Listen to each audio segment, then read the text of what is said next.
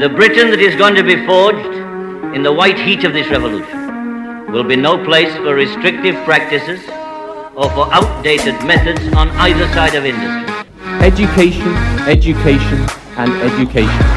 You start with far-fetched resolution. They are then pickled into a rigid dogma called. And you go through the years sticking to that.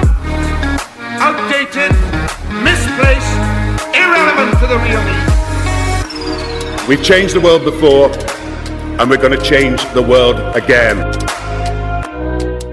Hello and welcome to the Not a Day for Soundbites podcast. As always, I'm your host, Will Barber-Taylor, and in this episode, I'm delighted to be joined by Alex Clifford from History's Most podcast and an author and an expert on the interwar years to discuss the life of Philip Snowden, the career of Philip Snowden, and in particular, one speech that he gave towards the end of his career, which stands in stark contrast to a lot of what he advocated for before and his career before.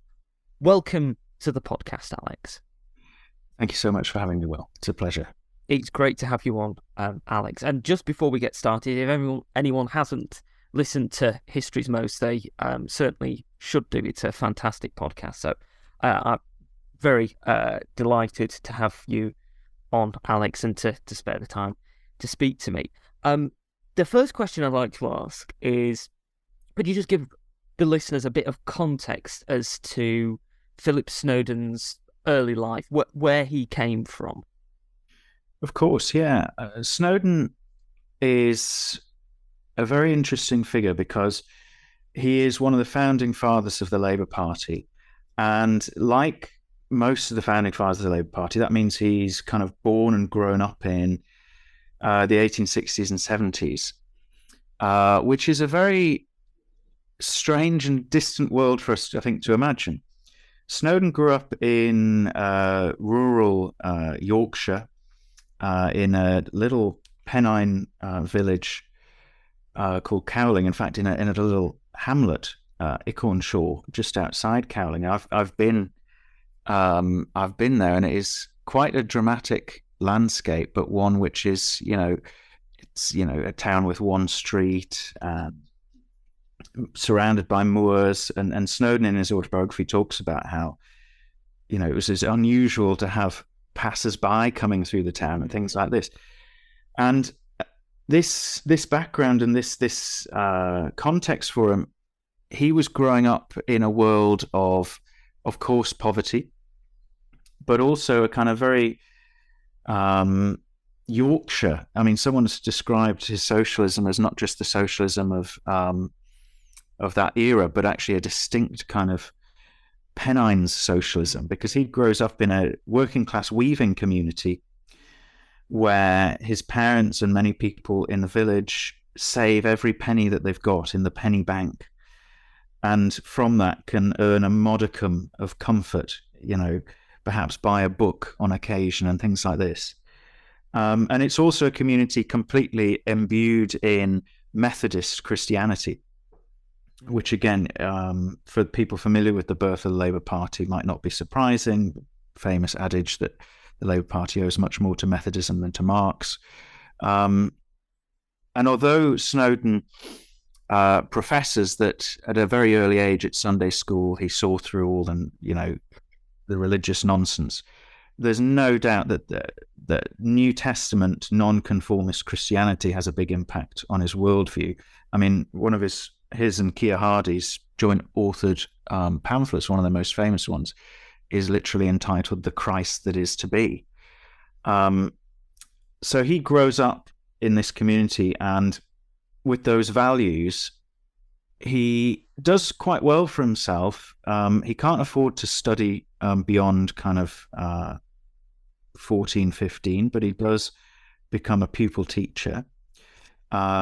He works as a clerk at an insurance company and eventually gets a job as an excise man for the Treasury. Very, low-level clerical job, but it's probably socially he's kind of moved up in the world.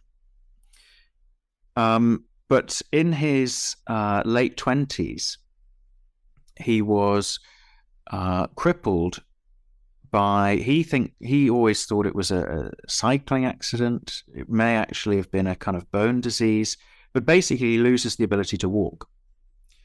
And so he loses his job. He has to go back to the Pennines, live at home, bedbound. And while he's there, he does two things. Because he's bedbound and he's clearly an intelligent and quite definitely a determined personality, he reads a lot. And through that, he comes to basically this new idea by the late 1880s, early 1890s, we're talking of socialism, and he becomes convinced by it. And secondly, that determined side of his character, whenever his mother, who was caring for him and look after him, was out the house, he would drag himself out of bed and slowly but surely over a long period of time taught himself how to walk again.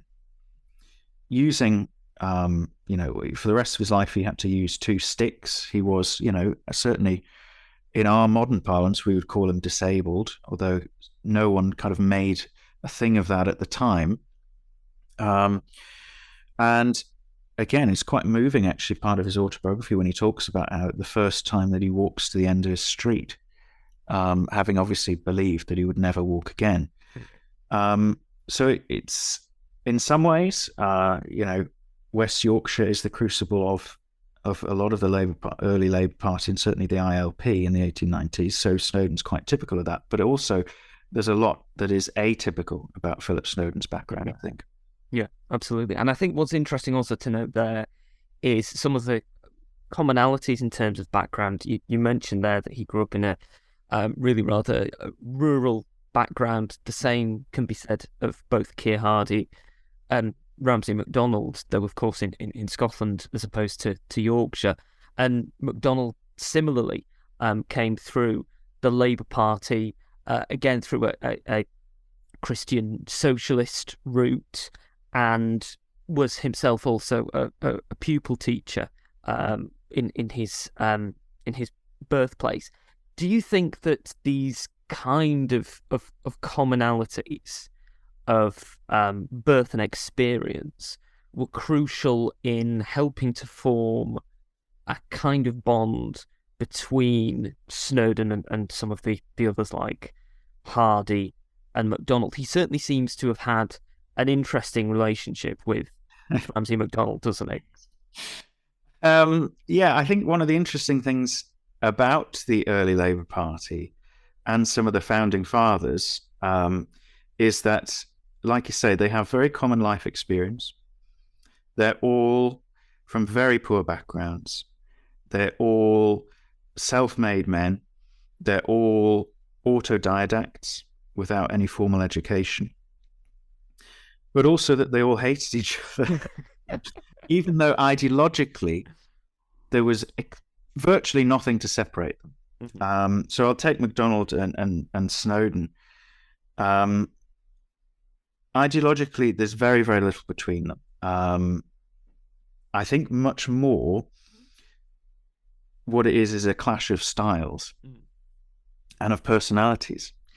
And also that sense that the early Labour Party is one of these institutions which I think suffers from the fact that it's a very small club, if you see what I mean. Yeah. So basically, for the first 40 years, if you go from the 1890s to the early 1930s, aside from people passing away like Keir Hardie and Bruce Glazier, it's basically the same group of 3 or 4 men at the top of the party: MacDonald, Snowden, Henderson. And I think part of it comes from that proximity of being, at the top of an organization together for about 40 years, breeds these kind of personal, petty kind of dislikes. But the clash of personalities and styles is also because Snowden, as I think we'll come to, is certainly a unique public speaker in that he is very details focused. He's almost like an accountant in politics. And that's because he's the only member of, again, because it's such a small institution, the early Labour Party, he's the only member of the leadership who can have any claim to any knowledge of finance and economics.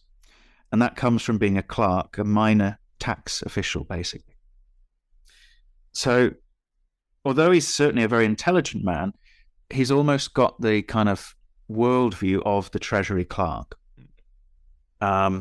So he is interested in statistics and the size of the national debt and income, versus expenditure.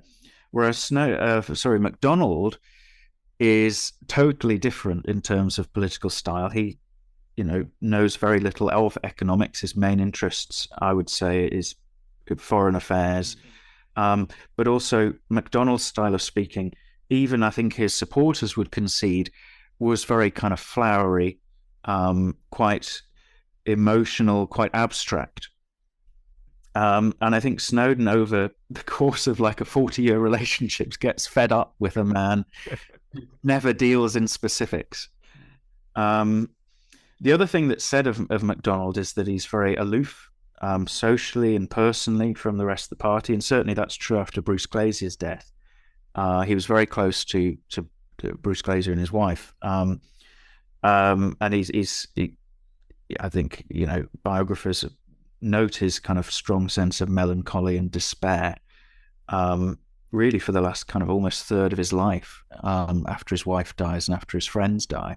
And Snowden actually writes in the mid-20s to MacDonald and says, this is unacceptable. You never talk to us, the other party bigwigs. You never communicate.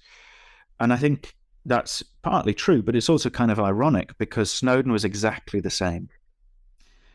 Snowden, it was even worse in a way because Snowden had no faction. Snowden had no following in the Labour Party, whereas there was a very strong MacDonaldite trend in the party in the 20s. Snowden is totally isolated, and he sits quite happily in splendid isolation at the top of the party as the finance man. And he's not really interested, I think, in talking to others and getting other views. He's quite happy to be the finance man. And, he is also very aloof from the party. He famously says that he's never read Labour and the Nation, which is the 1920s party programme. And I'm quite willing to believe that, because why would he? He's got no interest in the party organisationally. He's got no interest in trade unions. He's got no interest really in the rank and file. He is kind of very happy to be almost his own big beast operating, as I say, in this domain of economics and finance.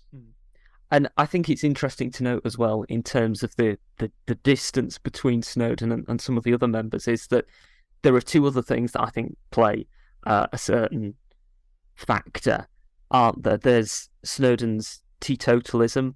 There's an incident that always stands out in my mind when Keir Hardie had one or two too many drinks and attempted to invite Snowden to join in a sing-song at the close of one of the Labour Party conferences, and Snowden was absolutely horrified at this prospect of this slightly drunken revel-making. And the other factor that causes a certain amount of friction is that a lot of people aren't very keen on Philip Snowden's wife, are they? Can you give us a bit of an insight into both his teetotalism and how his relationship with Ethel and Ethel's relationship with other members of the Labour Party affected the way that Snowden was perceived? Yeah, those are two really important things to try and understand Snowden, I think.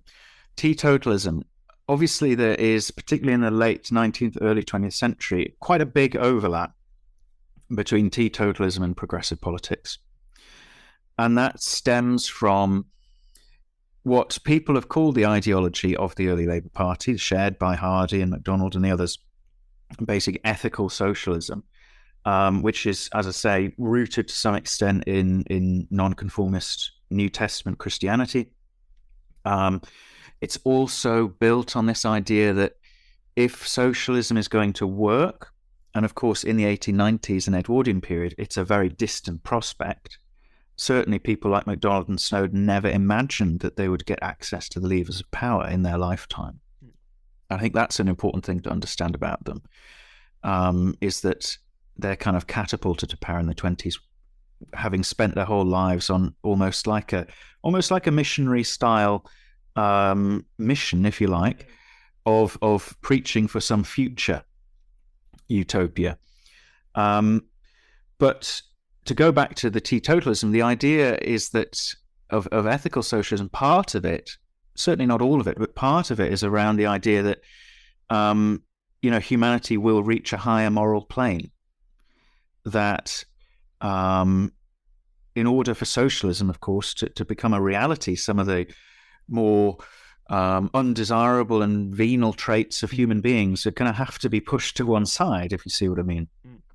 And Snowden very much sees teetotalism as part of that, and that's rooted in his background, I think, of that kind of where he grew up, because it was a very strong idea in the late Victorian period of working class self-improvement that you don't go down to the pub every night and spend all your money and get drunk and then come home and leave the wife to do everything. And he holds on to this view for his whole life. He's a very, very strong teetotaler, beyond the point by the 30s, it's become very idiosyncratic, if it was ever mainstream in the labour movement. So that, like you say, does set him apart to some extent from his contemporaries, although he could also be funny with it. One of my favourite figures, if you like, if for pure entertainment value, of the early Labour Party is J.H. Thomas, Jimmy Thomas, who was famously quite a heavy drinker. And Snowden once gave a speech in which Thomas was in the audience. And in his kind of jibing, sarcastic way, he listed Thomas's spending and quantities of alcohol drank, which, he was just made up, but, 17 bottles of champagne per annum and things like this. As for his wife, Ethel Snowden is a really interesting figure in her own right, I think, and she's someone that deserves to be studied. Hasn't really been studied, I must say, to this point, but I think there's an investigation to be done there.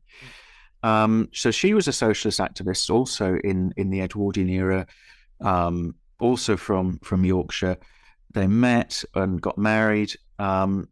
She was a bit more middle class, though. Her family did not look kindly at all on the marriage to Snowden. And from Snowden's perspective, I think he would consider himself to have married well in that sense, because you've got to remember as well the social context that they're coming from, these early Labour figures. I always like to think about MacDonald as, he was walking the streets of London at the same time as Jack the Ripper. You've got to put them in that world. So by the time Snowden marries, he's in his 30s. It's the early 1900s. And Ethel Snowden is, like I say, a socialist activist. She's a suffragist. She really pushes Snowden to become a really strong proponent of women's suffrage, which again is not universal in the labour movement in the Edwardian era. I think the real break, though, comes from the fact that Ethel Snowden is one of the first people from the British left to visit Soviet Russia. She visits the Soviet Union in 1919 and writes 2 books about it, and is basically very critical and says that a lot of what they're doing is basically barbarous, and there's a huge scale of repression, of murder and of imprisonment.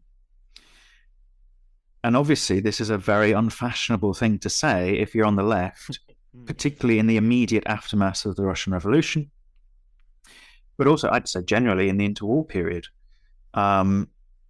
is having a real go at the Soviet Union is seen as being on the side of the capitalists and the reactionaries who are painting Soviet Russia to be some sort of bogeyman.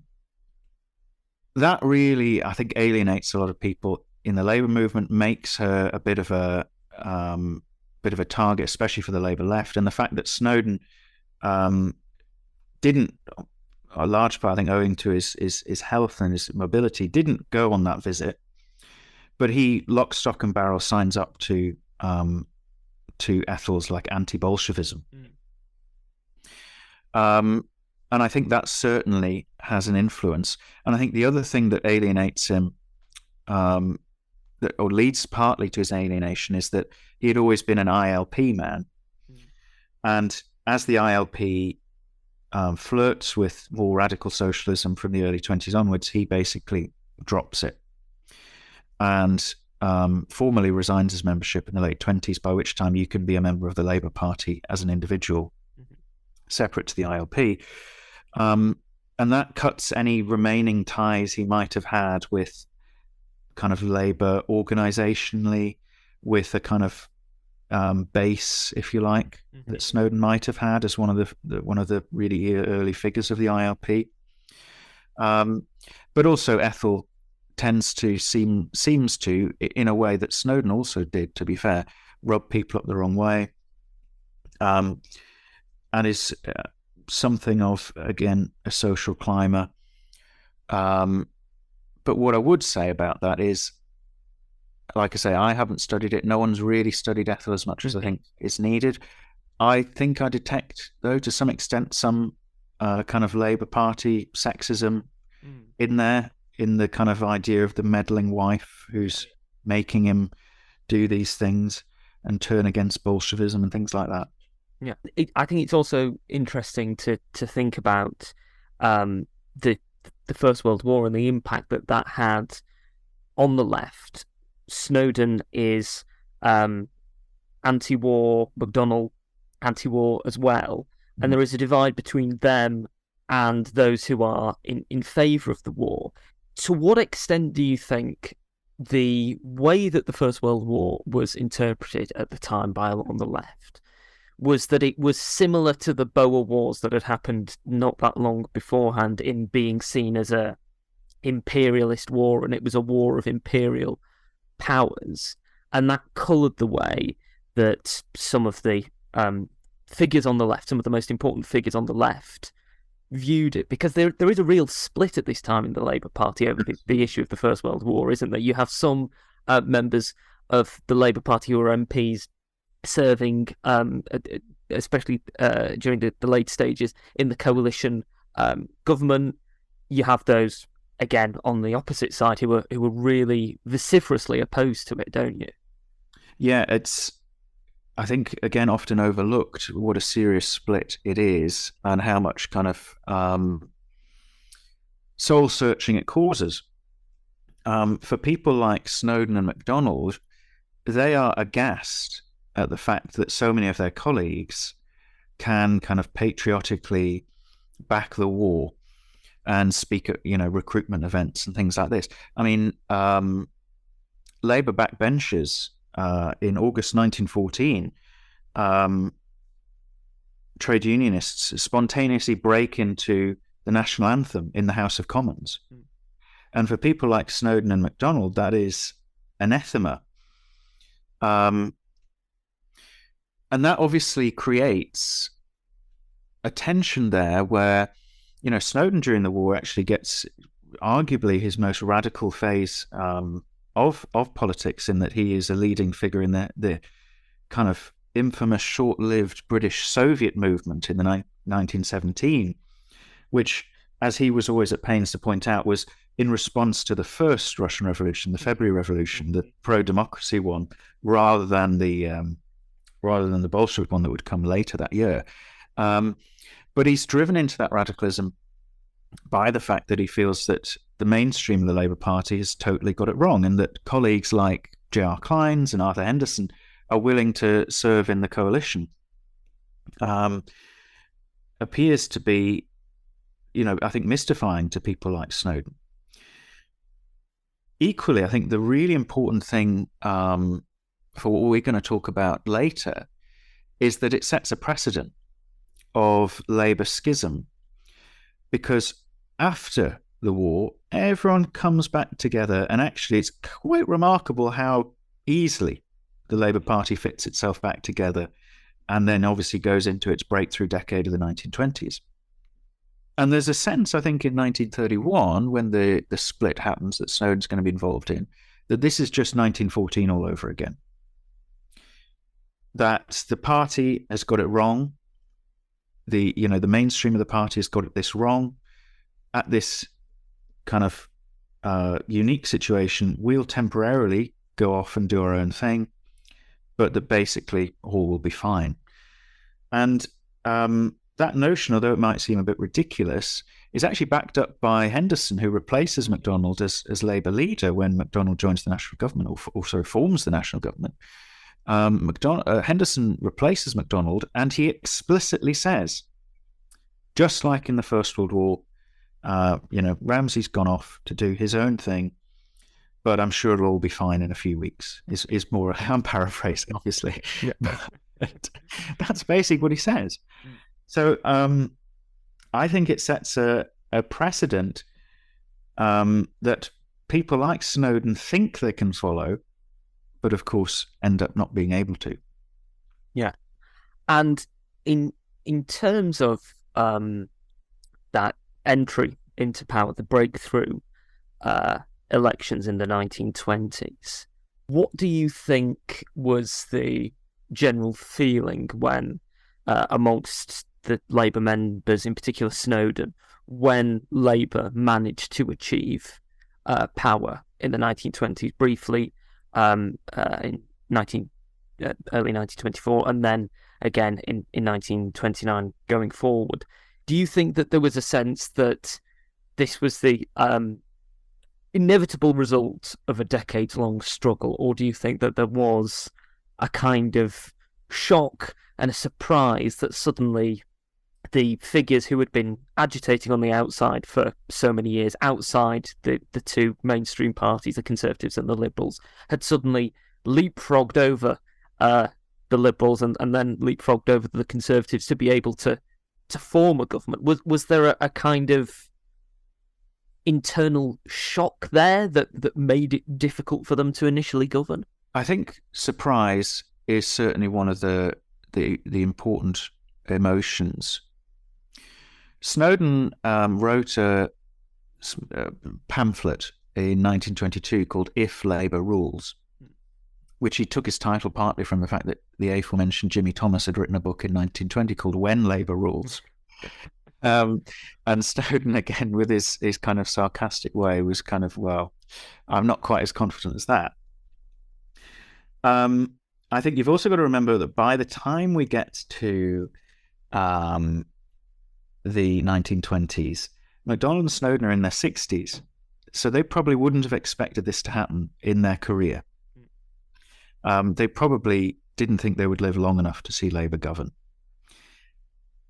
They had obviously been thinking about it. I mean, Snowden's pamphlet, If Labour Rules, is kind of the objectives, if you like, that he thinks that the party will have in the long term, things like universal healthcare and welfare and some nationalisation and things like that. But I think that the massive, overwhelming surprise that when they come into power in 1924, and a real sense of awe as well.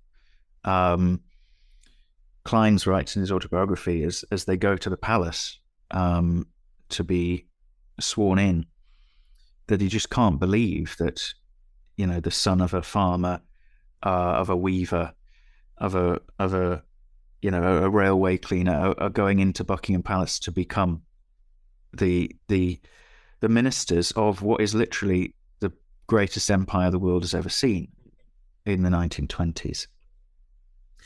So there's a real surprise. I don't think they're prepared for power, and a real criticism of that generation of Labour leaders that is made is that they had not really formulated what they were going to do with power. They hadn't created, as Labour by 1945 had, a formulaic program of, right, we're going to do this, this, and this. This is how we're going to do it. Nationalization will look like this.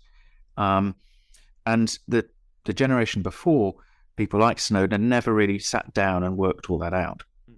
I do think that's a little bit harsh, because I think, A, they never expected to be in that position, but I think, B, the big criticism of their ideological, ethical socialism is that it didn't have a clear roadmap for how socialism would be achieved. And I think sitting here 100 years later, I would say the Labour Party still hasn't, and maybe is no longer interested, I don't know, in mapping out a clear road path of how socialism could be achieved. I think even if you were to look at the previous Labour leadership of up to 2019, I'm not sure there's a clear roadmap of how you achieve socialism, right? Yeah. So I think it is a bit harsh to say they hadn't worked out how to achieve socialism. What Snowden actually does when he gets in office, Churchill is often quoted that he embraces the Treasury mind like two lizards or something. He certainly is very happy to be in power. And actually one of the sources of division with MacDonald is the way that the 1924 minority government ends, and he really was optimistic for the 1925 budget. He really wanted to do some things in that. On the other hand, Snowden is very widely praised for how he does as Chancellor in 1924. He achieves a balanced budget, and he cuts a load of taxes on foodstuffs and things like this, which obviously are recognised as regressive, as penalising the poor more than the rich. So on basic commodities, he's attempting to lower prices. In the late 1920s, it's a bit more controversial because, of course, you have the onset of the Great Depression. And Snowden's approach is certainly comes under more scrutiny from the Labour benches than he's used to. He does actually have a real moment of triumph in 1929 when there's an international conference on war reparations, and Britain had been willing before that point to forgo some of their share, and Snowden basically stands up and says, well, if they're being paid, we're going to get our fair share, and almost derails the conference. So for about 2 weeks he just says, no, we're getting our fair share, we're getting the percentage we're owed, and you've got all the other statesmen of Europe desperately running around, to the point where it gets to one evening where he says that there's, a swarm of flies have come in the room because it's a hot August evening, and the delegation keeps coming back in and saying, this many millions, and he keeps saying, oh, wonderful progress, but I need more than that.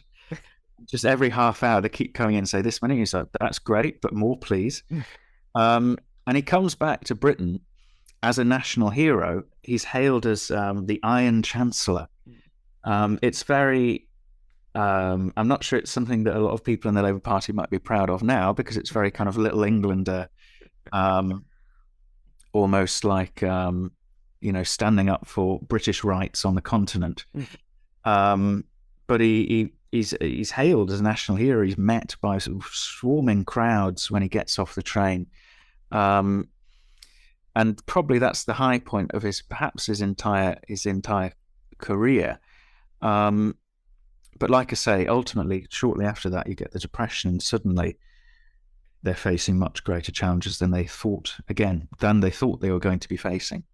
In terms of the Depression, one of the things that I think you often see in terms of retrospective opinions on the way that MacDonald, Snowden, Labour going into the national government dealt with the situation, is you have a lot of people say, why didn't they do something that was similar to the New Deal, similar in terms of not going for cuts, more in terms of investment, that kind of thing.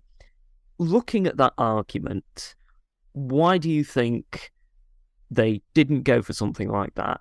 And do you think that people who are, asking why they didn't go for a more kind of New Deal type economic policy, of perhaps being overly retrospective in that, knowing that the Roosevelt's New Deal was successful and was seen as this great accomplishment for him and the Democrats, rather than seeing at the time on the international stage, it was viewed as somewhat of a gamble as to whether it would work or not. I think there's kind of two parts to this. So there's the policy up to 1931, and I think then something very distinctive happens in 1931 that requires a distinctive approach. So I'll kind of split it in two, if you like. Mm-hmm. Right to say that the second Labour government of 1929 to 31 has been very heavily criticised, and certainly is not going to be name-checked by any contemporary Labour figure as an inspiration. And the main controversy, apart from the kind of party split, is about economic policy.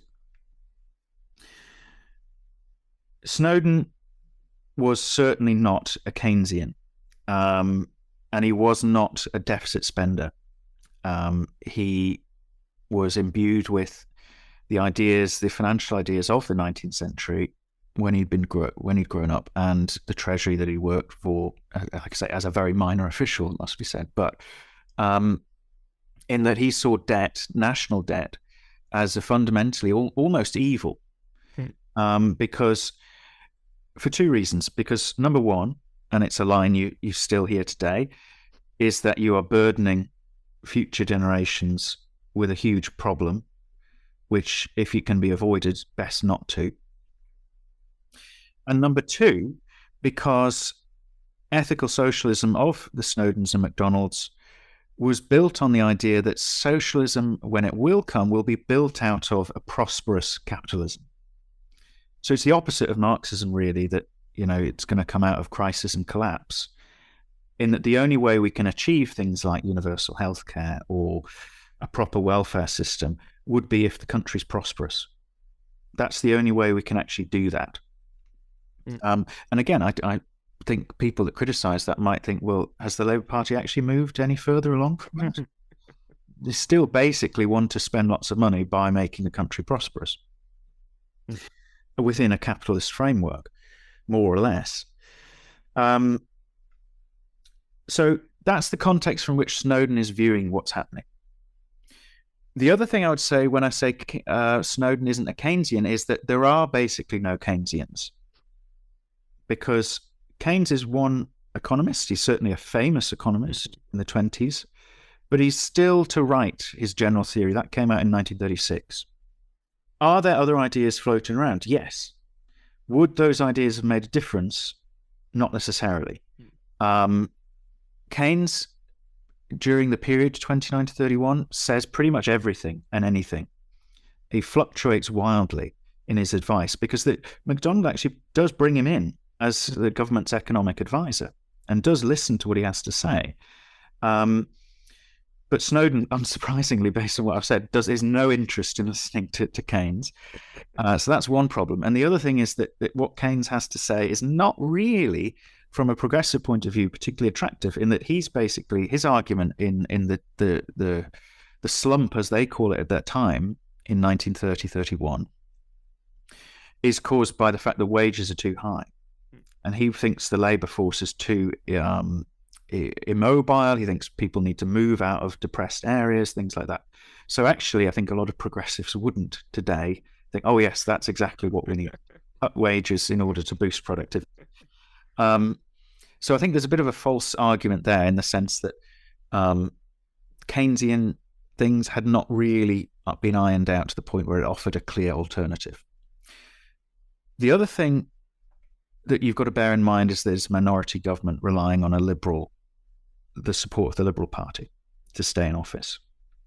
So you can't just introduce anything you like. You can't just announce socialism.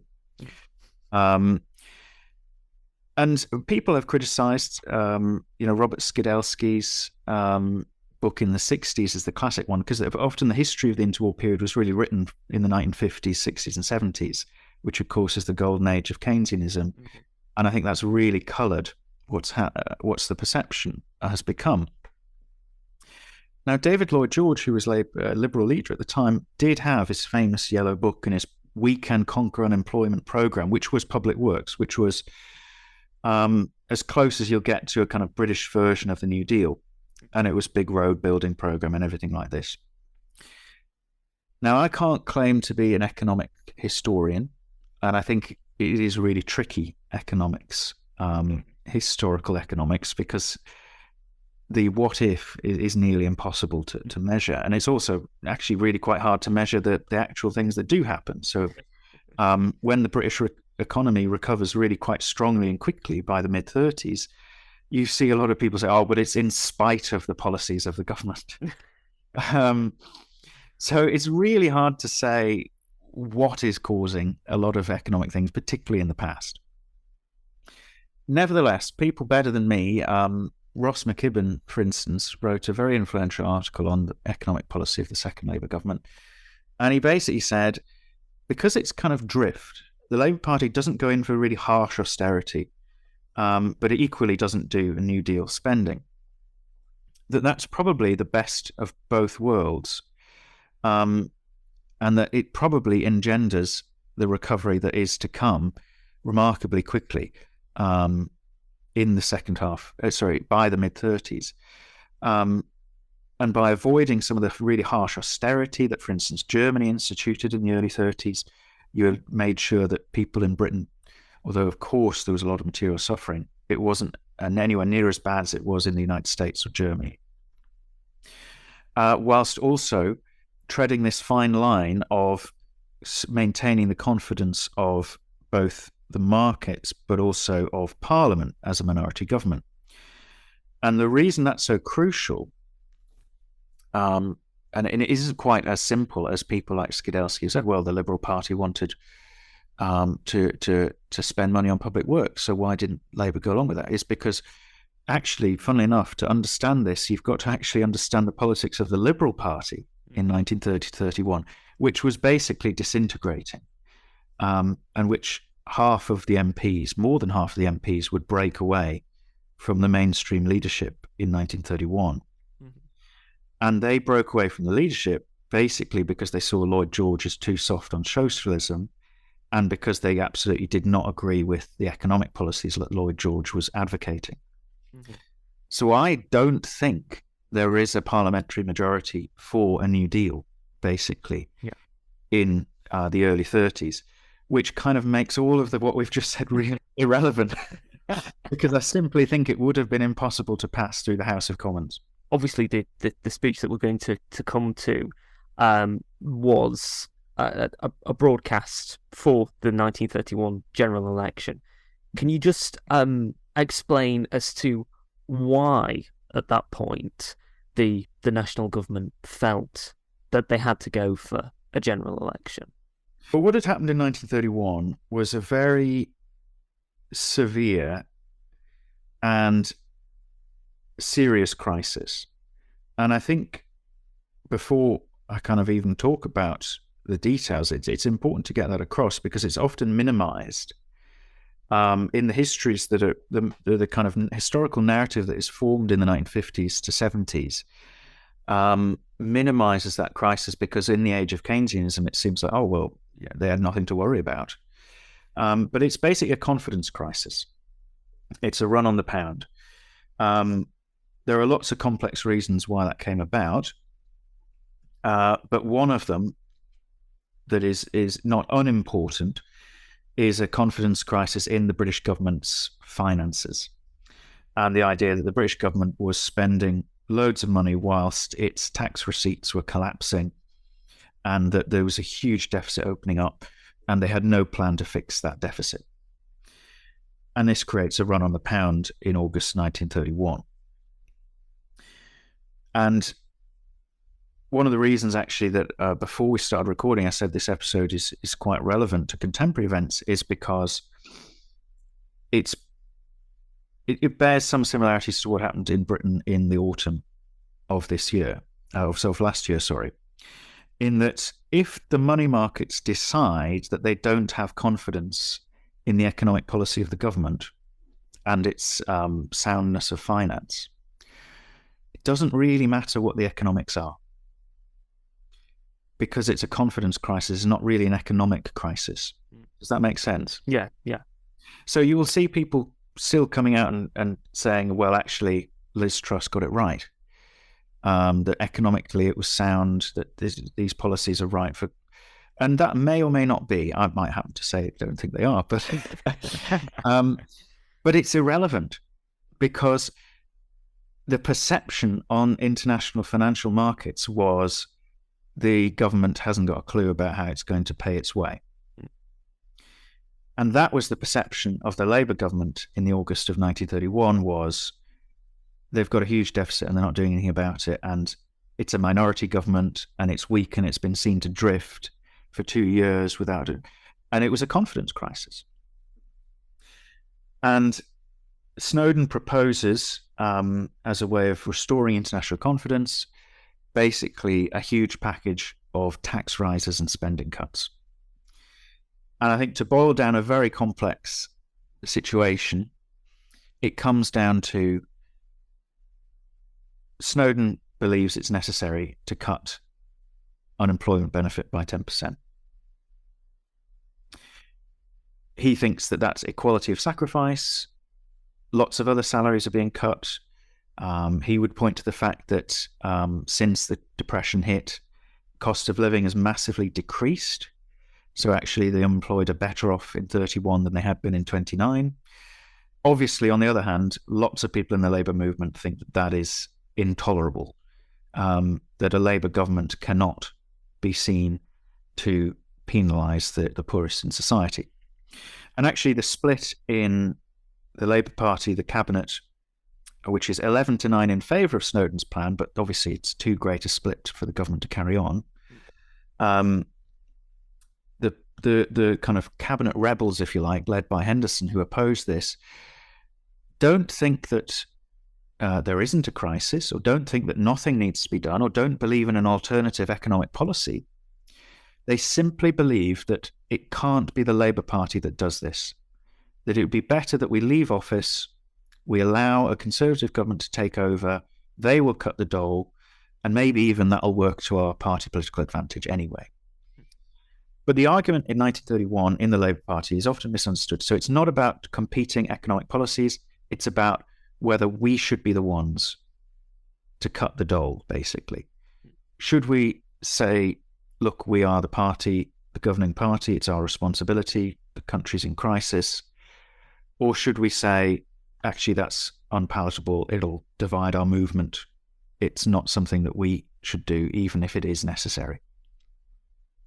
So that's the split. And, 25th of August, 24th, 25th of August, national government is formed because it's a hung parliament, as we've said. There was a Labour minority government.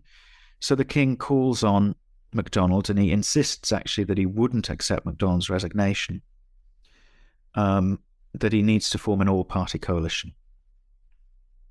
And they say that this is for 6 weeks, and they're going to balance the budget. And Snowden remains as Chancellor. And he puts together a budget with roughly equal kind of tax rises and benefit cut, and spending cuts, but a really kind of swinging package of cuts to kind of all aspects of government spending and salaries and all that sort of thing. But the Labour Party opposes the programme of the national government, and very quickly attitudes harden. So I mentioned earlier that Henderson had said, it's fine, they'll be back in a few weeks' time. He'd said that on the formation of the national government, but within literally days, the situation has become much more vitriolic, to the point where ex-Labour ministers and serving Labour ministers in the national government are really going at each other in the Commons. It's a real kind of quite tawdry, he said, kind of she said. The problem that the Labour Party, the mainstream Labour Party has, is that they had agreed to most of the programme, except for this 10% cut in the dole. So then when they stand on a high horse and say we're opposed to cuts, they say, well, you supported cuts 2 weeks ago when you were in government, and now suddenly you're saying that they're unpalatable. But for Snowden, it's a real moment. If 1929 and his Hague Conference of Reparations isn't the peak of his career, you could argue that the budget of 1931, in September 1931, is the peak of his career, because as the Chancellor of the national government, he brings forward this budget, which is going to save the country, prevent the run on the pound. And he ends it with what Winston Churchill calls one of the greatest moments in the history of Parliament, which has been forgotten because Snowden is seen as a traitor, so no one wants to remember what Snowden did. But Snowden speaks for, well over an hour on the budget speech, and he closes with these lines, which I think says a lot about actually everyone in the early Labour Party, and there are contemporary questions about Labour and patriotism, but he closes his budget speech with these lines: "All our past proclaims the future. Shakespeare's voice and Nelson's hand, Milton's faith and Wordsworth's trust, in this our chosen and chainless land, bear us witness. Come the world against her, England yet shall stand." And apparently there was about 5 minutes of just applause from, obviously, mostly on the national government benches, mostly Conservatives. And as Snowden wryly notes in his autobiography, the first and last time that a massive program of tax rises is being, cheered to the rafters. And I think that says a few things. That, Snowden was a great public speaker in his way, in his own unique way, and we'll obviously very shortly come on to that. Mm-hmm. But it also, I think, speaks to why he made the decision he did. He felt that the future of the nation was at stake. He felt genuinely that this was about saving Britain from total financial collapse, or he actually called the deluge, if the run on the pound was allowed to go unchecked. And if I may, one final thing, I realise we kind of need to get onto this speech and the election campaign. About a week later, after the budget was balanced, Britain came off the gold standard because the run on the pound hadn't ceased. Yeah. And this is used as the kind of gotcha moment of, well, it was all pointless. There didn't need to be a national government. There didn't need to be the cuts because it didn't matter anyway. They still had to come off the gold standard, and actually coming off the gold standard wasn't a moment of disastrous collapse. And in fact, partly paves the way for the fact the economy has recovered so strongly, but by 1934, all the cuts are undone, more or less, including the cut to the dole. They are restored, so to speak, which I think, speaking now,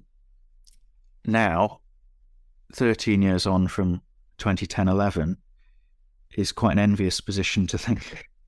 If austerity was implemented in 1931 and was ended in 1934, that's quite envious. But anyway, yeah, absolutely.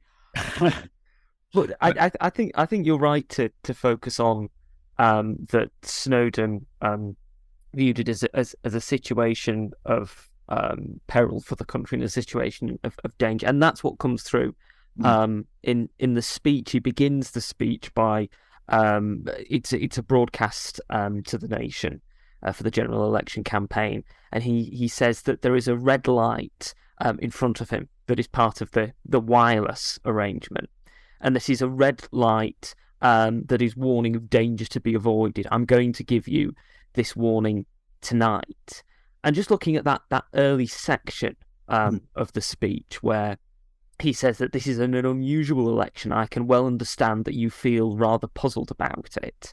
An ordinary general election is quite a simple matter. We have the three parties running independently. Each has its distinct programme of ordinary political questions. Most of us are party men and women, and we vote the party ticket. But at this election, the old party divisions have been largely obliterated. New and strange issues have to be decided. And he goes on in the rest of that opening section to discuss being a strong party man and why he is not at this election a strong party man, a strong Labour man. What do you think that speech says, not just about the situation that was occurring in 1931 broadly politically, but also about Snowden himself? Do you think, in a way, with this section of the speech, he's trying to preempt or to negate the calls from some on the Labour benches that the people like him and MacDonald, who had left the Labour Party to join the national government, were traitors, and that they were, they shouldn't be trusted because they had betrayed everything that they had spent so many years working on? That this was his way of saying, this is an issue that goes beyond party. Yeah. The party has left us, so we have to stand up for what we believe is the right course of action for the country rather than for the party. Absolutely. It is 100% the appeal of the national government and of Snowden at the forefront of that in 1931 is country before party. And it is, the country is in crisis. The leaving the gold standard, like I say, although it appears that the objective for which the national government was formed had, failed, the fact is that when they leave the gold standard, the value of the pound doesn't collapse.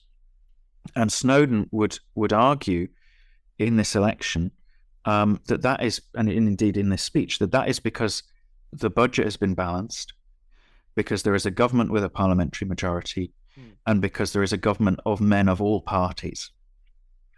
Therefore, we have the confidence of, the international markets, that it's very different from a minority government with no majority that has an unbalanced budget going off gold, as kind of Labour was recklessly in the course of doing, that we have kind of stood up and put our party divisions aside in order to avert, as I say, a complete catastrophe. And I think at the crux of what he's trying to say in this opening passage is that these are not ordinary times. The red light of danger is shining, and the fact that he is very much, like you say, preempting the accusation of traitor with the counter-accusation of running away. Now, he says, I joined the national government to carry out the financial policy I pressed on my late colleagues in the Labour government. They knew this policy was necessary, but when it came to the point of having to face up to it, they hadn't the courage to face the unpopularity and opposition when necessary measures of economy would naturally meet with in certain quarters. So what he's saying is, I'm not the traitor, it's everyone else who's wrong. Everyone else has run away. But that was the central accusation of your MacDonalds, Snowdens and Thomases, the people who joined the national government, was that our colleagues ran away. We were in the worst crisis that we've ever faced as a party in government, and our colleagues ran away. They wouldn't face up to it. They knew that it was necessary. That's certainly Snowden's conjecture. But they kind of failed the test of statesmanship almost. And it's interesting, as well as you say, he really reinforces that by making clear that to call a halt in expenditure on the social services and to make cuts in the dole and reductions in pay here and there seemed, in the absence of knowledge of how necessary they were, to be inconsistent with the Labour policy. He points out that this is something that the Labour Party wouldn't normally do, but then reinforces that this is not something, these aren't ordinary times. There's clearly a need in this crisis to do something, he sees, that is not naturally consistent with the Labour Party. But again, as you say, reinforcing this message of country before party. I mean, how effective do you think that would have been for people who would have been listening at the time? because obviously this is a speech that's being projected over the airwaves to hundreds of thousands, potentially millions of people listening at the time. It's quite different from how Snowden would have started in the Labour Party, isn't it? Giving a speech to a relatively select group of people who were physically there. He's able to project the message further by the use of radio. Do you think that's an important element to consider when looking at this speech, that it was a speech designed to be heard by millions of people? Yeah, absolutely. And yes, you're right. He's certainly come a long way from some of the audiences in Keighley in the 1890s. Is this a powerful message? 100% yes. Because what you've got to imagine is that this is an electoral appeal coming from Snowden, who, as you said, flags up in this speech, I'm a strong party man. And no one could possibly doubt, I would say outside of party functionaries and activists who might have occasionally got cold feet about some of MacDonald and Snowden's, small c conservatism. But of course, you've always got to bear in mind that's such a small percentage of the population and the electorate. So for the vast majority of the population, nobody could have any doubt that MacDonald, that Snowden and that Thomas are Labour men through and through. Literally, it's the leader of the party until a couple of weeks ago. It's the Chancellor, and it's another of the top ministers. These are men who have been in the public eye for 30 years as the advocates of socialism. And they are standing now shoulder to shoulder with Baldwin and Chamberlain, the leaders of the Conservative Party, with Samuel and Simon, the leaders of the Liberal Party. Mm-hmm. And it is all parties coming together and saying this is what needs to be done. I don't think you can underestimate the power of that appeal of party before country, and not just one party saying, country before party, not just one party saying, oh, we're putting country before party, which happens fairly regularly, but all three parties, the leaders of all three parties saying, we are putting country before party, we are coming together. And although history has come to condemn MacDonald, Snowden and Thomas and their supporters as the blackest traitors in Labour Party history, they had only been expelled from the party in the end of September, and this speech is the 17th of October, after the national government decided to call an election to kind of strengthen its mandate. So you can't expect the average voter, even the average Labour voter, to have suddenly changed their mind about the people that they've been following for 30, 40 years. These are men that they trust, that they have had faith in, and certainly in the case of MacDonald, almost messianic faith. So I think you can't over-exaggerate how strong this appeal is. And also it's very relevant to flag up about the radio. This is I think it's only the third election and possibly only the second general election in the UK which had radio addresses. So it's also a new technology that is allowing Snowden to speak personally to a huge portion of the nation. And even for those that don't have a radio, obviously this speech, as we'll I'm sure talk about, becomes front page news. And I think as well, one of the interesting things to note about the speech, particularly as it goes on, is that some of the language that Snowden used that might seem quite familiar to people listening. He says, a nation like an individual cannot go on increasing expenditure when income is falling unless it wants to be landed into bankruptcy.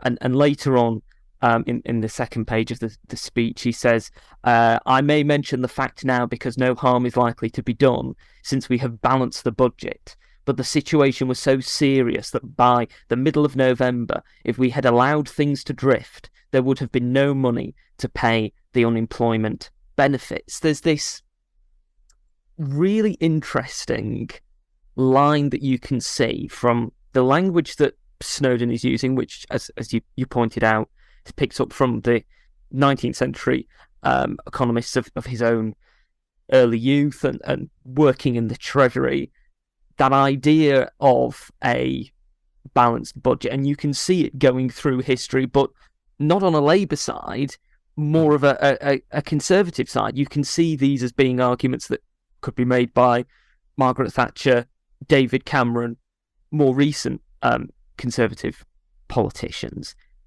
Do you think that in part this is because this is a message that, although it's one that the Labour Party obviously doesn't really want to use, it's one that is still a powerful message to people, that decade on, people can understand the idea of making a comparison between someone's individual expenditure, someone's income, someone's outgoings, and an economy, regardless of whether comparing the two is a bit unnuanced, because of course the expenditure and the income of a nation state is far more complicated than that of an individual. Yes, it is language that is easy to understand. It's clearly, I think we've got the evidence, haven't we, really, from what you're saying over the decades, that language that works, that resonates with ordinary people, and that actually, as much as we might kind of think about this in maybe perhaps some cynical terms today, I have no doubt that Snowden passionately believed it, and that he very earnestly believed that the nation faced an impossible crisis that he had played a pivotal role in kind of averting. And I suppose I would also say that despite the kind of nuances perhaps that we would say now about these comparisons, and of course he's also talking before the Second World War, which, you know, from which point on the British government has always operated at a gigantic deficit. It's kind of a different world to the world that Snowden was talking in 1931, where the British government was the creditor of the world, certainly before the First World War. And that was seen as the foundation of British power, its fiscal kind of stability. So I think the context is also important in that sense. But I would also say, you know, again, look at the events of autumn 2022. It does matter. You know, at this time it came, you know, back to bite perhaps the Conservative Party, but it does matter if people think that your expenditure versus your income is not going to add up. And again, that was an instance where I think there was real cut through to the general public as well. Yeah, indeed. And what again is interesting is Snowden's mixture in the speech between his time in the Labour Party and what's happening now. Further on, he goes on to use quite a lot of figures, which is very Snowden-esque. Very Snowden-esque, yes, absolutely. Something that he was very fond of doing. And he makes the comparison between when he first entered Parliament with the great Labour wave of 1906 and today. Not just because it's important as a kind of financial comparison to show how things had changed between those two dates, but do you think it was also important for Snowden to use that comparison because it was reinforcing, again, I'm someone who has been consistently a Labour man, a Labour stalwart. I was there in 1906 when we managed to finally make our breakthrough election, you know, get a first great wave of Labour MPs elected, that he's using that as a means of perhaps particularly to swing Labour voters, to convince them to support him, to support the national government. Absolutely. What he's doing there, I think, is showing, of course he's using, like you say, the statistical comparison, but he's also flagging up, as you say, the fact that he has been Labour's main man on finance for 25 years in the House of Commons. there was a very short period, 1918 to 22, where he wasn't in the Commons. But he is a kind of subtle reminder that he's been there since the beginning. So whatever anyone tells you now, you can't doubt his Labour Party credentials. You can't question the fact that he is someone who's literally giving his life. Well, not in the sense of giving his life, but giving his whole career to the Labour Party, and as him and MacDonald mentioned during this election campaign, of building up the Labour Party.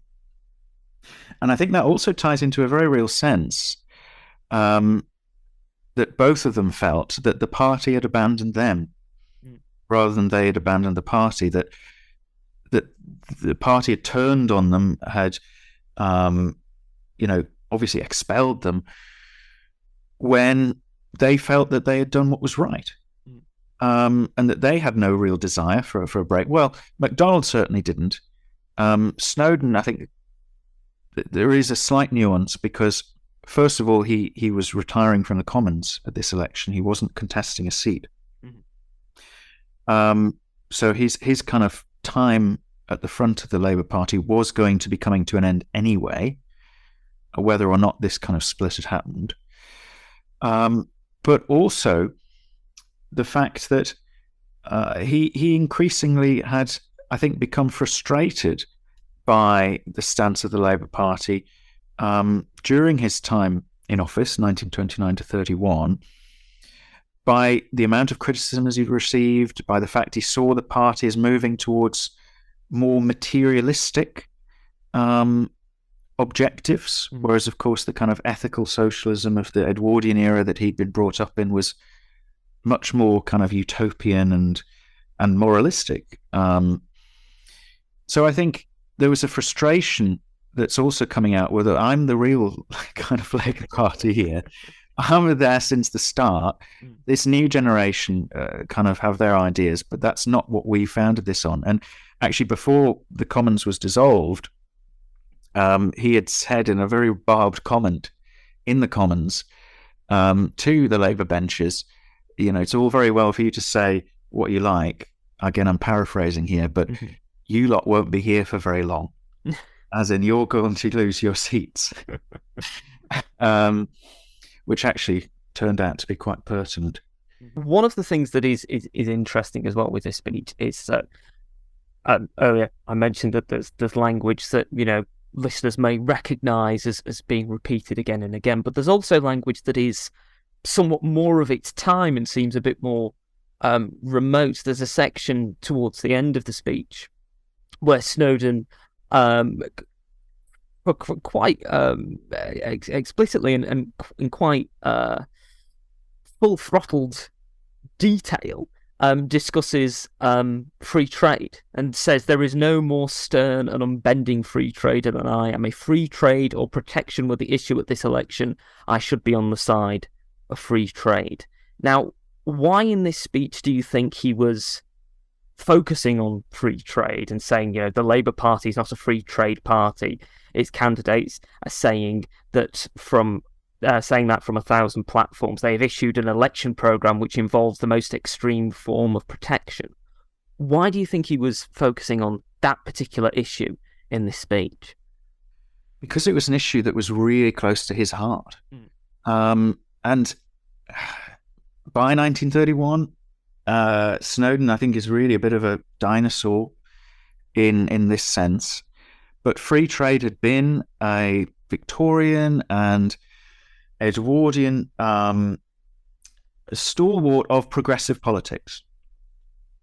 The idea that tariffs are almost seen as evil, because essentially, if you put taxes on imports in a country like Britain, which relies on imported food, what you are doing is taxing food, and therefore, in a world where, like I say, in the late Victorian and Edwardian period, in a world where you genuinely have, the poorest in society, huge swathes of population that really do struggle to eat and struggle to get a diet that is sufficient, that it would be fundamentally wrong to put taxes on food. And Snowden clings to this belief his whole life because he's that's the politics he's been raised in. And of course, there's a bit like when we were saying with the whole income versus expenditure, there is a kind of populist logic to that, isn't there? You can see it, that if you tax food will cost more and poor people will be able to buy less food. He had, like I say, he was a bit of a dinosaur in that almost everyone was coming round to the idea that Britain can no longer be a country that has no tariffs on anything, which is, what free trade was. That the economy simply requires tariffs to function properly, and it was seen as one of the potential cures for the Depression was a degree of protection on British industry. Now, the reason that Snowden is flagging this up so strongly, and he did throughout the election campaign, is because he knew that the Conservative Party had been gunning for tariffs for a long time. Really since the days of Joe Chamberlain. Labour had come to power the first time in 1924 because there'd been an election on free trade. And to some extent, I'm being a bit harsh on Snowden because, of course, free trade had won the day against tariffs in that election, which had led Labour to power. But Snowden was aware that the national government was very likely to win the election. He was also aware that that would mean there would be a large conservative majority in the House of Commons, and that they would want to introduce protection and tariffs. This was obviously, like I say, anathema to Snowden. But Snowden, as I say, was really kind of stepping back from frontline politics. His health wouldn't allow him really to remain in the Treasury any longer. He wasn't contesting a seat. He was going to be elevated to the Lords pretty much immediately, and he would remain in the cabinet, but not as Chancellor. So he also knew that this election campaign was his last throw of the dice on the top level of British politics, and that after the election, he would have to relinquish the Treasury, that it would probably be a Conservative to take the Treasury. It was Neville Chamberlain in the end, and that there would be a Conservative majority in the Commons who would want to introduce tariffs. What Snowden tried to do, I think, in the 1931 election campaign, it wasn't just with this speech. He was a very vociferous campaigner during the election, lots of newspaper articles and things like this. I think, and I've kind of talked to Andrew Thorpe, who's a real expert on this election. Snowden is trying to make himself invaluable. He's trying to make himself totally indispensable to the national government's cause. And to win this election for them, or to play, what's seen as a leading part in winning the election for them, so that the Conservative Party cannot use this election as a mandate for tariffs, so that the national government that will be returned and the Conservative members who are going to be returned on a national ticket can't then introduce tariffs because, well, I said there wouldn't be any tariffs in the election. So you can't go back on that. Ultimately, it's totally futile because when you elect 500 Tory MPs, they're going to do what they want, no matter what Philip Snowden in the Lords has to say about it. But that is what I think he's really trying to do. Toward the end of the speech, there is this really, it's a very intense attack upon the Labour Party at the time. The election programme of Labour. Snowden says it is the most fantastic and impractical programme ever put before the electors. All the derelict industries are to be taken over by the state, and the taxpayer is to shoulder the losses. The banks and financial houses are to be placed under national ownership and control, which means, I suppose, they are to be run by a joint committee of the Labour Party and the Trade Union Council.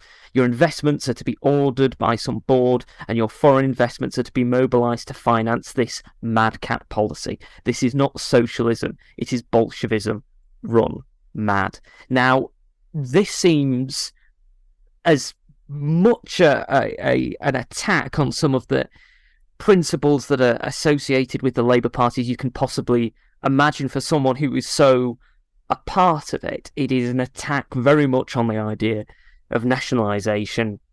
It's an attack on the idea of the Labour Party being in charge of finances, despite Snowden having been the Labour Chancellor of the Exchequer, as you say, not too long before. What do you think is motivating this particular line for him, this comparison between Bolshevism and the then Labour Party? Do you think that by raising the spectre of the Bolsheviks, he thinks that those who had, not that long ago shared a party with him could be seen as diametrically opposed to him as these kind of financial devils that will nationalise these things and not look after the economy?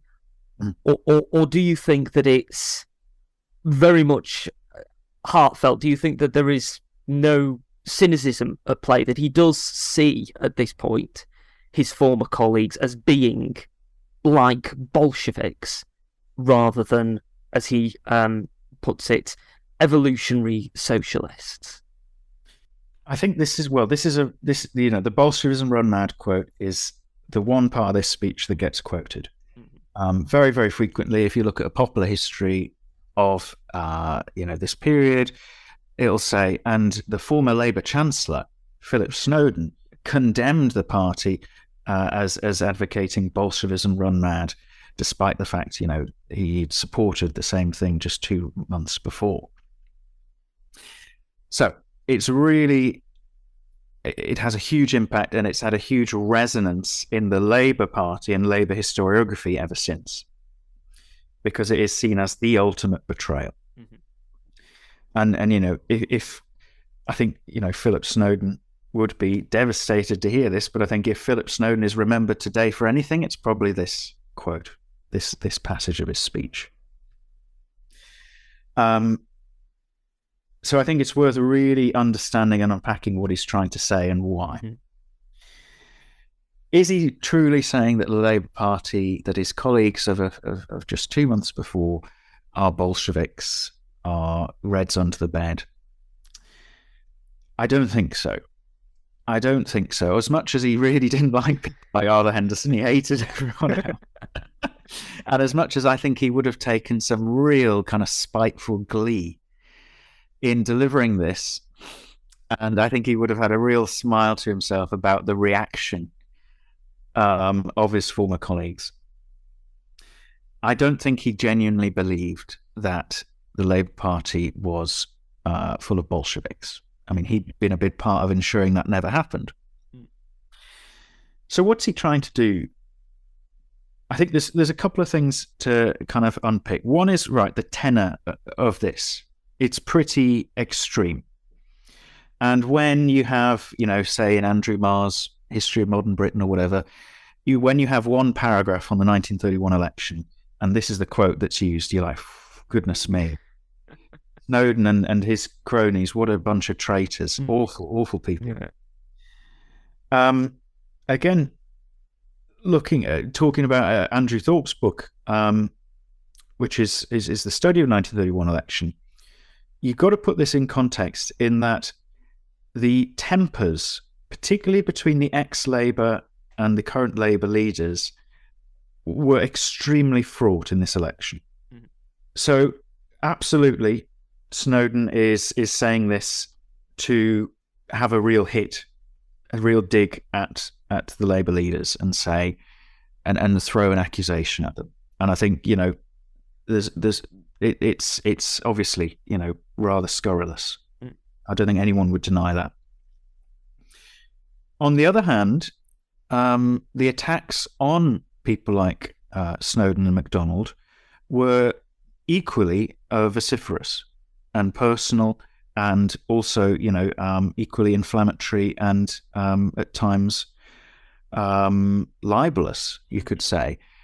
For instance, the Daily Herald, which was the official Labour Party newspaper, ran a variety of hit pieces on MacDonald and Snowden during the election campaign, which got to the tenor of accusing MacDonald of wanting to implement fascism in Britain, that the national government was the beginning of a fascist dictatorship, and that it was going to be led by Ramsay MacDonald.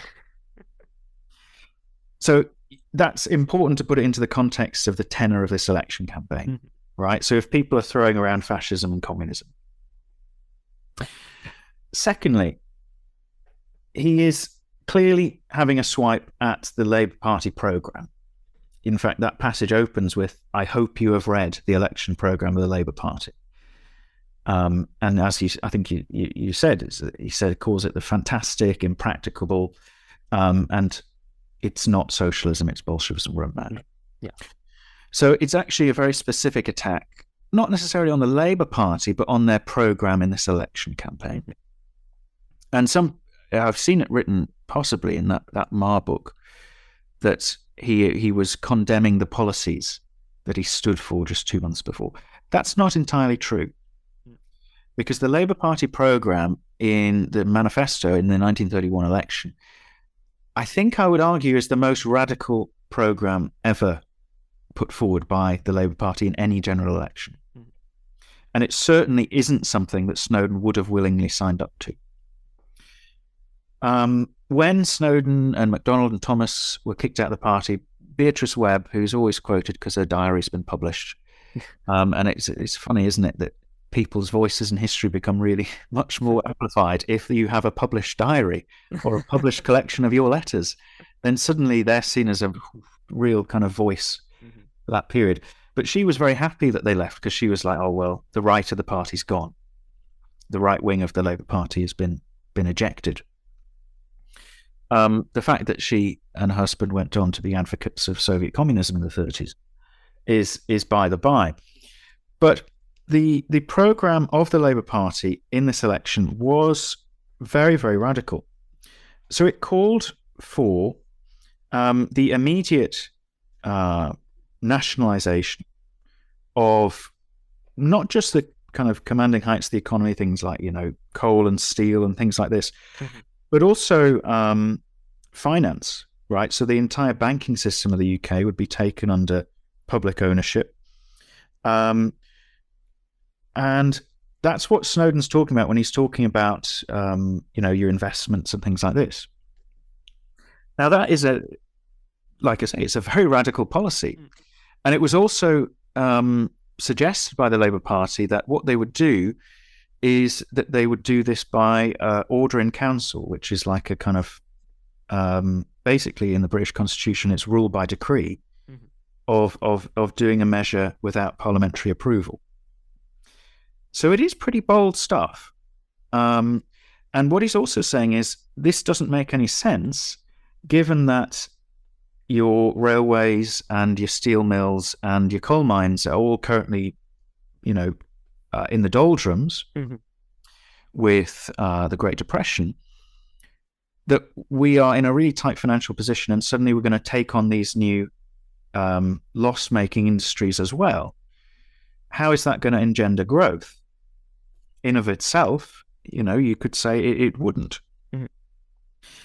The other thing that is in the Labour Party manifesto is that throughout the election campaign, they very, very strongly insist that they will do two things. That they will undo the cuts that have just been implemented by Snowden. So they're going to undo the whole programme of cuts. So that's a massive spending commitment on top of the nationalisation and then running of a huge chunk of the economy. But they also, throughout, insist that they will run a balanced budget. And this comes back to what I was saying about the Labour rebels, if you like, who become the leaders, don't have an alternative economic policy. So they also insist you need a balanced budget. You can't run a deficit. You need to command, the respect of and the confidence of the money markets. Yeah. So the kernel of truth within this accusation is that the Labour Party programme is, by all intents and purposes, nonsensical in the 1931 election. It is an impossible set of dreams and contradictory. It is fundamentally contradictory in that they promise to undo the cuts and spend much more money whilst also maintaining a balanced budget. So as much as there is an awful lot of Labour Party kind of conspiracy theory, if you like, about what happened in the 1931 election, and also a huge amount of kind of wound licking afterwards, there's no doubt that they really didn't help themselves with what they put to the electors, which, when you've got Snowden saying the really simple to message, whether it's right or wrong, about we've got this much money, unfortunately we've got to do some cuts. I really didn't want to do them. It's against my beliefs, but it's necessary because we've got this money. And then you've got the Labour Party saying, we'll undo all the cuts, but also you can trust us with the finances. We're definitely not going to have a deficit. You can see why voters would kind of not only feel very confused by what the Labour Party's messaging, but also feel like perhaps what Snowden's saying isn't so ridiculous, that it does sound like the Labour Party hasn't got a clue. And this speech, it did have quite an impact, didn't it, when it was given and when it was heard. Can you just explain what that impact was and how people at the time reacted to it? Well, after the election, Neville Chamberlain said in his diary, again, someone's written a diary, where their views become gospel, said that Snowden had basically won them the election. That's an exaggeration. And again, sometimes people write throwaway comments in letters and diaries that become, oh, well, Chamberlain thought that it was Snowden who'd won the election. Well, look, it was a very powerful speech. It made headlines, and it really forced the Labour Party on the defensive for the remainder of the campaign. It became an election issue almost within itself, this speech, if you see what I mean. Yeah. It certainly helped ensure that the national government victory was as big as it was, which was truly monumental. The biggest election victory there's ever been in Britain, the biggest landslide. They got 67% of the vote, 554 seats. The Labour Party was reduced to 46 seats, having been the party of government. So does it play a part in delivering that unprecedented and surely never to be matched election result? Yes, it does. Would the national government still have won without that speech? Yes. Although we don't have opinion polls from that time, by-election trends clearly show that if there'd been just a normal election in 1931, the Conservative Party would have won handsomely. And the fact that it wasn't just the Conservative Party running, but it was this nominally at least three-party coalition, or the leaders of the three parties coming together, would they have won? Definitely, even more so, all without Snowden's speech. But it was remembered. And of course, it was most fiercely and strongly remembered by the left and by the Labour Party as the ultimate betrayal, the ultimate moment of traitorous behaviour. I don't think there's any better case in the history of the Labour Party that people would call up of traitorous behaviour as this. And Snowden, absolutely went, he went to the grave believing that what he'd said and done was right. He wasn't the sort of man, I think, to say sorry. And he actually closes his speech with, may I say a word in conclusion to my old friends in the ranks of the Labour movement, if they haven't turned off by now.